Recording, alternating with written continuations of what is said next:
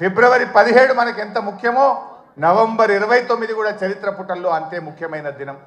ఆనాడు కేసీఆర్ గారు ఇంకా లాభం లేదు, కేసీఆర్ చచ్చుడో తెలంగాణ వచ్చుడో, అయితే తెలంగాణ జైత్రయాత్ర లేదంటే నా శవయాత్ర అని చెప్పి ఆమరణ నిరాహార దీక్ష కూర్చున్నటువంటి నాయకుడు మనం చూసాం. గాంధీజీ గారి సత్యాగ్రహం చూసాం, పొట్టి శ్రీరాములు గారి ఆమరణ దీక్ష చూసాం.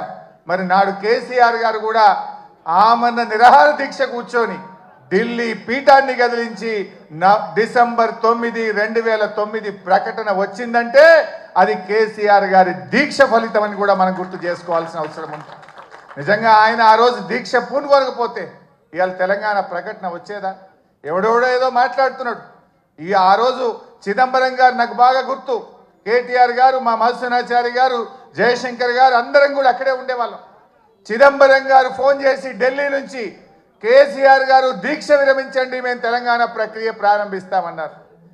మీ మాటలకు మేము మోసపోం.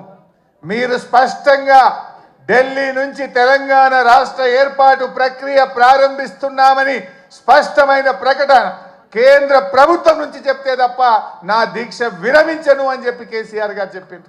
అప్పటికి 11 రోజులైంది.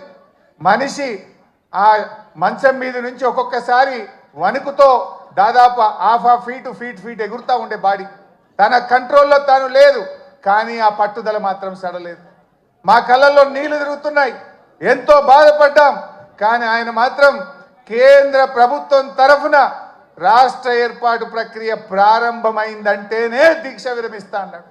ఆ రోజు మీరే రాసి పంపండి అంటే జయశంకర్ సారు తన స్వహస్తాలతో తెలంగాణ రాష్ట్ర ఏర్పాటు ప్రక్రియ రాసి ఢిల్లీకి పంపిండు.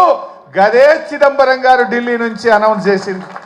అది ఆ రకంగా తెలంగాణ తెచ్చుకున్నాం.